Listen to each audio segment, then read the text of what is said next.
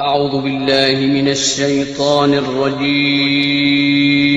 بسم الله الرحمن الرحيم. هل أتاك حديث الغاشية وجوه يومئذ خاشعة عاملة ناصبة تصلى نارا حامية تسقى من عين آنية ليس لهم طعام إلا من ضريع لا يسمن ولا يغني من جوع وجوه يومئذ ناعمة لسعيها راضية في جنة عالية لا تسمع فيها لاغية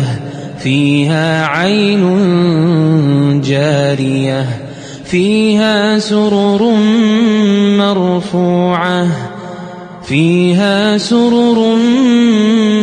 مرفوعة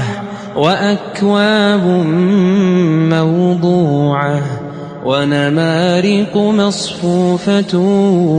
وزرابي مبثوثة أفلا ينظرون إلى الإبل كيف خلقت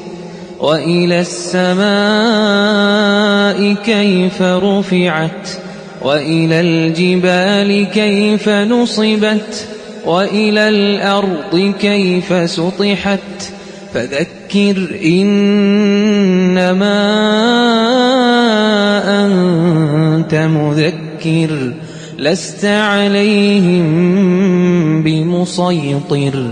إلا من تولى وكفر فيعذبه الله العذاب الأكبر إن إلينا إيابهم